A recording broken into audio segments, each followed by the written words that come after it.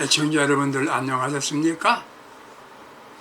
오늘은 야고보서 1장 19절에서 22절 본문으로 하여 빠를수록 좋은 것 세 가지, 빠를수록 좋은 것 세 가지를 실천합시다. 그런 주제로 말씀을 드리겠습니다.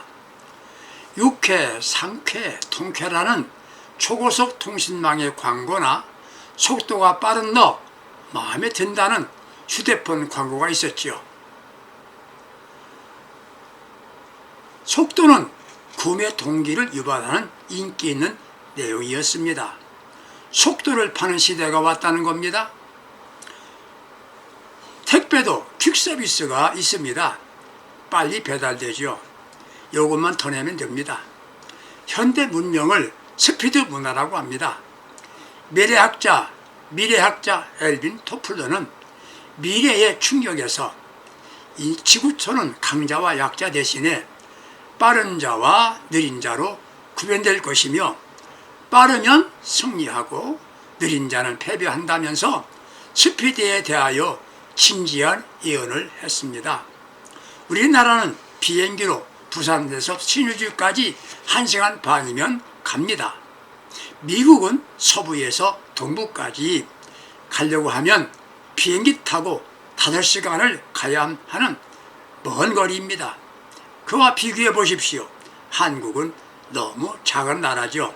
그럼에도 특급이 아닌 고속 전철이 있습니다. 사람들은 빠른 것을 매우 좋아합니다. 그러나 빨라서 좋지 못한 게 있다고 말씀하고 있습니다. 뭔가요? 말이지요. 말이 빠르면 실수가 많습니다. 말할 때는 생각하면서 해야 합니다. 혀는 무서운 파괴력이 있습니다. 혀를 가지고 문제를 해결하지만 잘못하면 돌이킬 수 없는 문제를 만들기도 합니다. 반대로 말 한마디 잘하면 안 되는 것을 되게 만듭니다. 상대방에게 감동을 줍니다. 용기를 줍니다. 같은 말을 해도 화내면서 하면 듣는 이가 상처를 받죠. 자기는 정당하다고 생각해서 화를 내지만 결과는 좋지 않습니다. 그래서 화내는 것은 더디하라고 말씀하고 있습니다. 화를 더디하는 방법은 화날 일이 생기면 5초만 기다리랍니다. 그리고 대응책을 생각하면서 화내고, 또 한 가지는 화내는 것이 하나님의 뜻인가 물어보라고 말합니다. 빠를수록, 그럼에도 불구하고 빠를수록 좋은 것이 있다고 말씀하고 있습니다. 세 가지가 있습니다. 그 하나는 듣는 겁니다. 듣는 거예요. 사람이 성공하려고 한다면 말을 잘 들을 줄 알아야 합니다. 잘하는 말은 상대방의 영향력이 있고, 말을 잘하는 사람이 되려고 하면 경청기술을 터득해야 합니다. 즉, 들을 줄 알아야 한다는 말이지요. 잘 듣는 사람이 그렇지 못한 사람보다 더 많은 것을 배운답니다. 또 한 가지는 대화할 적에는 상대방의 얼굴을 바라보고 말도 해야지만 들을 때도 얼굴을 보고 바라보고 들어야 합니다. 듣는다는 것은 귀로만 듣는 것이 아니라 마음으로 받아들이는 자세를 보여야 된다는 말입니다. 그래서 말하는 사람과 함께 공감하는 태도를 보여주면서 듣는 겁니다. 들을 때 고개를 끄덕인다든지, 그래요, 그렇군요, 맞습니다, 이렇게 반응하라는 것입니다. 그게 긍정적으로 듣는 겁니다. 상대가 도움을 요청할 말할 적에는 거절하는 대신에 아이고 위로의 말, 그리고 도와주려고 하는 안타까운 마음을 표시하면서 말을 하고 들으라는 것이에요. 그렇습니다. 그런데 문제는 사람들은 자신이 듣고 싶은 것만 듣고자 하는 약점이 있다는 것이에요. 자기가 듣고 싶지 않은 말은 듣지 않으려고 그래요. 우리가 속히 듣는 것, 이견도 의견이란 말이 있어요. 다른 말도 의견이란 말입니다. 영어로 agree, to disagree, 이런 말이지요. 나와 다른 의미, 가장 듣기 싫은 말도 바른 말이면 즉시 듣는 것이 들을 줄 아는 겁니다. 예수님의 제자 가룟 유다는 들어야 할 말, 주님이 지적해 주는 말씀을 듣지 않았습니다. 속히 들었더라면 그는 훌륭한 예수님의 제자로 살았을 것입니다. 그런데 다윗은 어떠했습니까? 사무엘하 11장을 보게 되면 다윗이 범죄하였습니다. 권력으로 우리아의 아내 밧세바를 범합니다. 자신이 죄를 은폐시키고자 우리아를 죽게 했습니다. 사무엘하 12장 7절 예를 보게 되면 그때 나단 선지자가 다윗을 찾아왔습니다. 다윗의 죄를 지적해 줍니다. 13절에 보게 되면 다윗은 나단의 말을 즉시 들었습니다. 그 자리에서 통곡하고 회개합니다. 나단의 말을 하나님의 말씀으로 들었습니다. 그는 하나님의 마음에 맞는 사람으로 살았습니다. 가장 위대한 왕이 된 겁니다. 우리는 주의 말씀, 성경의 말씀, 설교의 말씀을 빠르게 들을 줄 알아야 합니다. 이것이 영적 지혜자인 것입니다. 두 번째, 빠를수록 좋은 것, 순종입니다. 순종은 기적입니다. 순종은 믿음의 표현입니다. 예수께서 가나라고 하는 동네에 혼인이 있어서 참석하게 되셨습니다. 마침 그 집에 포도주가 모자랍니다. 팔레스타인의 결혼식은 13일 동안 계속됩니다. 우리나라와 같이 하루 잔치가 아닙니다. 그런데 포도주가 모자랍니다. 이건 보통 문제가 아닙니다. 큰 낭패입니다.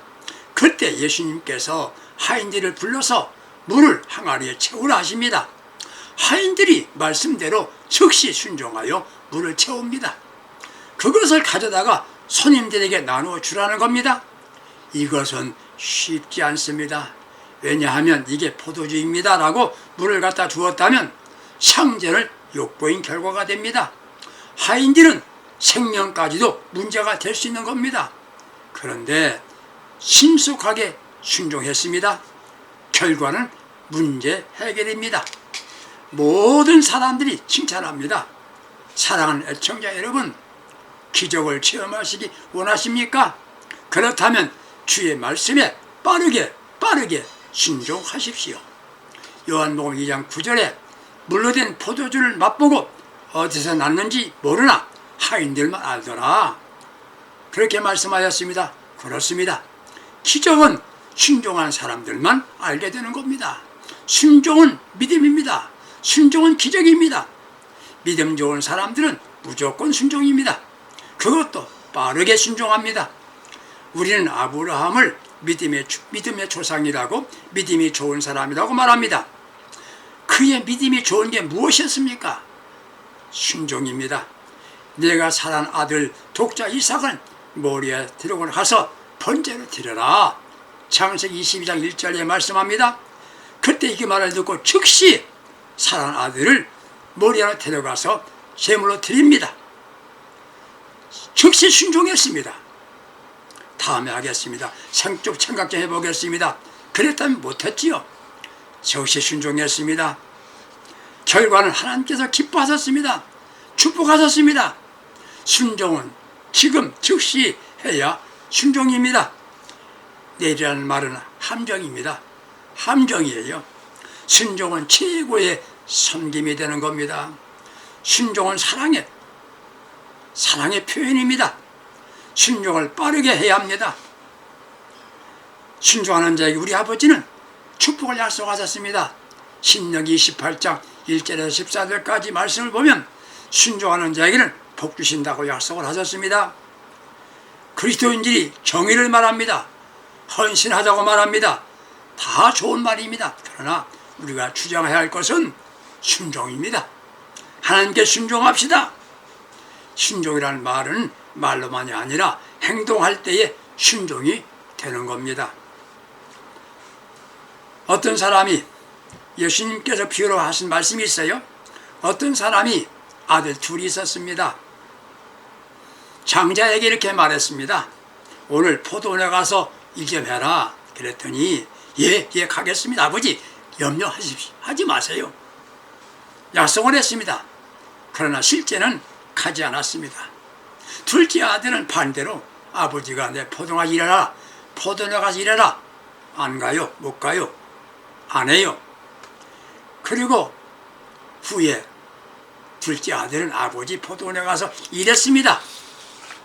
큰 아들은 간다고 약속을 했으나 안 갔지요. 둘째 아들은 안 간다고 해도 갔어요. 누가 아버지 말을 들은 사람입니까? 순종한 사람입니까? 묻습니다. 물론 둘째 아들이라고 말할 겁니다. 여기서 보여주는 순종의 원칙이 있습니다.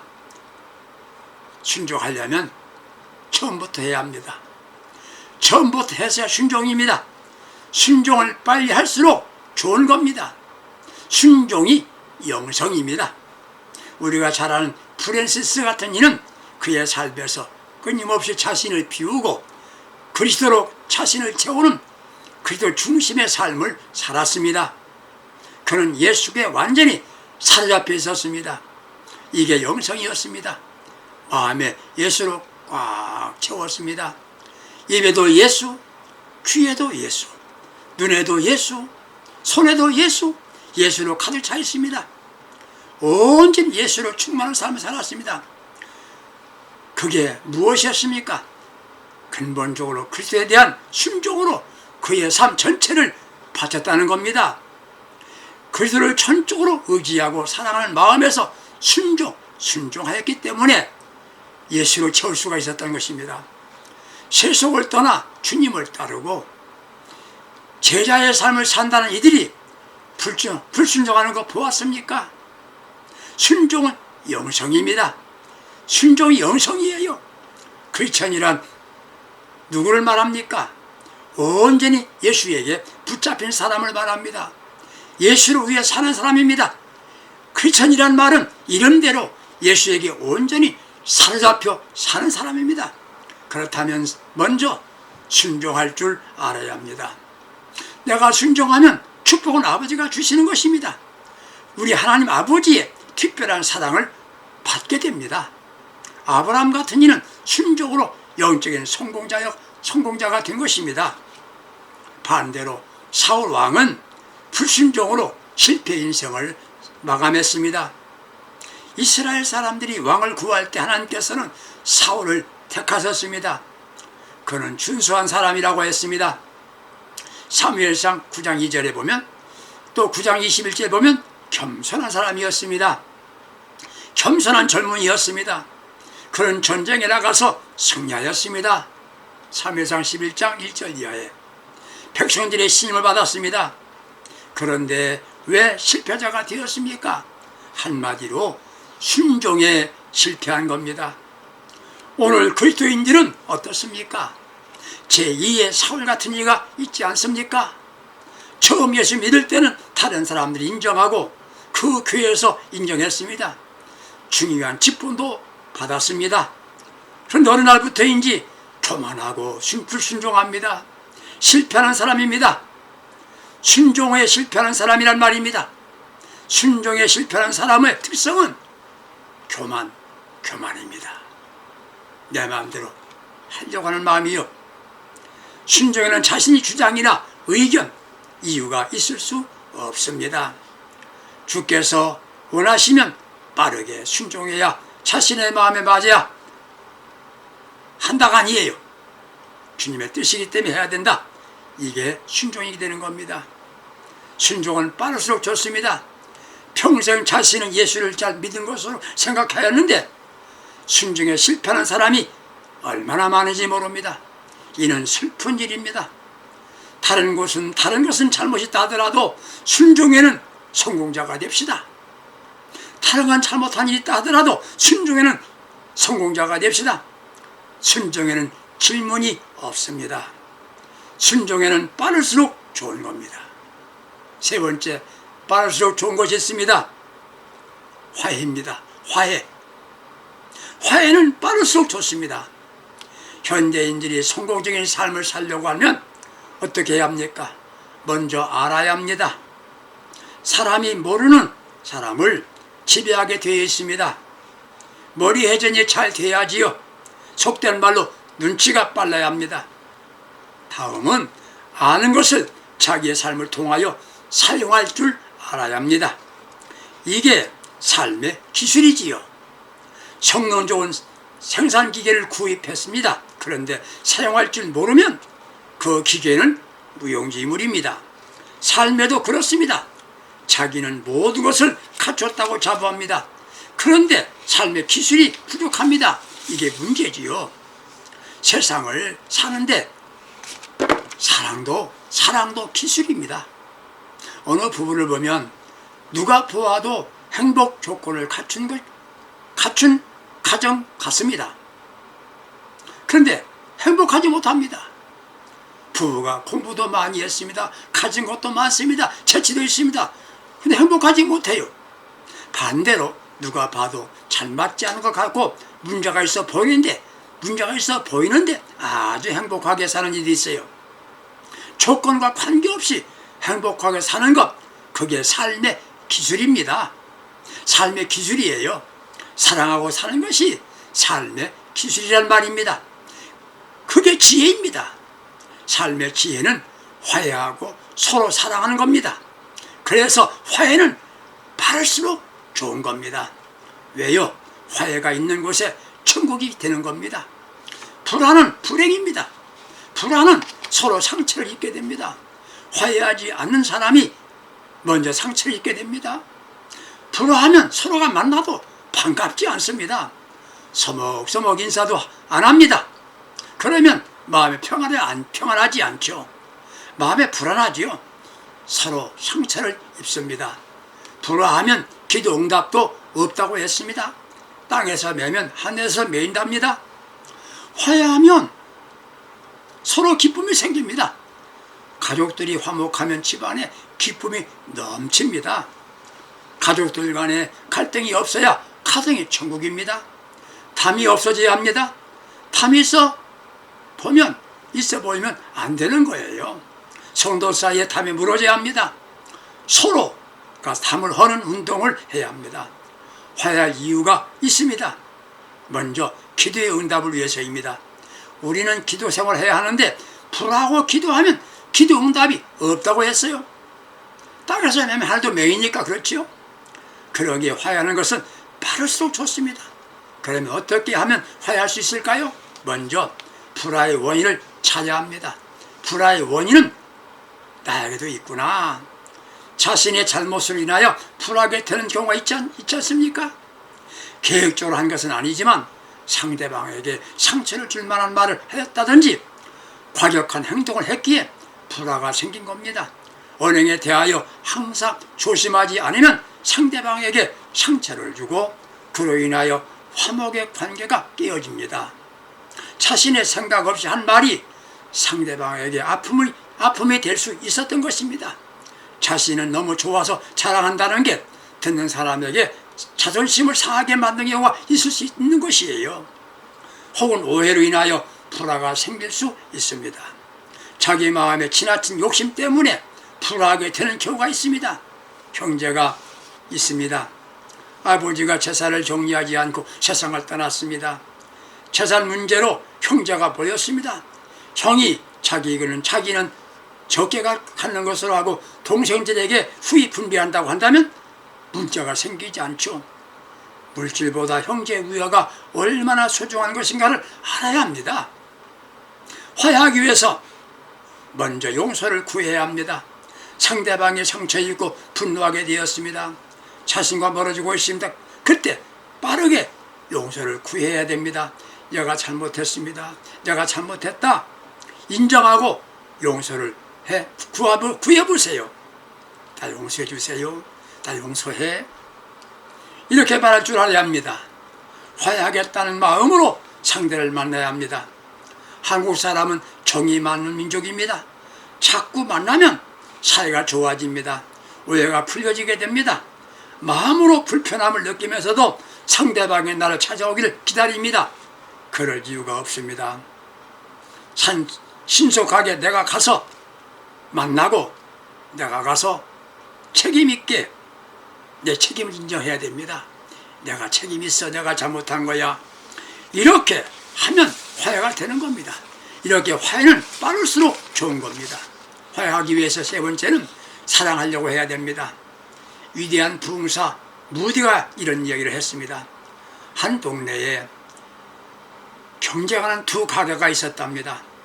한쪽 주인이 예수를 믿는 사람입니다. 고민하고 괴롭습니다. 그래서 목사님에게 상담을 요청해 왔습니다. 목사님, 우리 가게에 손이 많이 오는데 경쟁 가게는 손님이 적게 가는 것 같아요. 그래서 마음이 좀 아픕니다. 이렇게 말했습니다. 그때 목사님 이렇게 말해줍니다. 당신 가게에 손님이 오면 무조건 경쟁 상점으로 보내세요. 이런 어려운 일이 어디 있습니까? 그렇지만 실천했습니다. 그랬더니 나중에는 경쟁 가게에서도 손님을 보내주더랍니다. 그 다음에는 마음의 평화를 얻었습니다. 두 가게는 서로 형제같이 잘 가게를 운영하면서 넘치는 풍성한 복을 받더랍니다. 사랑하면 화목입니다. 사랑하면 주는 겁니다. 용서해 줍니다. 위해 줍니다. 도와줍니다. 협력해 줍니다. 미움은 불화이고 사랑은 화해입니다. 레오날드 다빈치라는 화가가 있습니다.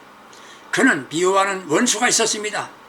그가 최후의 만찬이라는 그림을 그리는데 배신자 가룟유다의 얼굴을 누구로 했겠습니까? 가장 미운 그 사람을 모델로 하여서 가룟유다를 그렸답니다. 제일 마지막으로 예수님을 그리려고 하는데 생각이 나지 않아요. 그는 미워하는 사람을 찾아가서 화해를 했습니다. 그리고 사랑했습니다. 좋은 관계 맺었습니다. 그의 사랑하다 보니까 예수님의 얼굴이 바로 미웠던 가룟유다를 다시 예수님 얼굴로 그렸답니다. 나의 마음에 평안과 기쁨을 얻게 하는데 이게 화해입니다. 화해는 빨리 할수록 좋은 겁니다. 오늘 즉시 화해합시다. 용서합시다. 용서를 구합시다. 말하기보다 듣는 것을 속히 하라고 하였습니다. 빠를수록 좋은 것은 듣는 겁니다. 주님의 말씀을 즉시 빠르게 들어야 합니다. 빠르게 순종하는 신앙인이 됩시다. 빨리 화해하면서 평화의 사람으로 삽시다. 이게 진정한 그리스도인의 모습이요 예수의 사람입니다. 모든 일과 빠를수록 좋은 화해하며 축복을 받고 평화롭게 살아가는 복된 예수의 사람들이 되시기를 주님의 이름으로 축복합니다. 하나님 아버지 기도합니다. 하나님 아버지, 사랑하신 우리 아버지, 빠르게 할 것을 우리 더디하고 더디할 것을 빠르게 했습니다. 이제부터는 듣기를 빨리 하고 순종도 빨리 하고 화해도 빨리 하는 영적 지혜를 주시옵소서. 예수님의 이름으로 기도합니다. 아멘. 감사합니다. 승리합시다.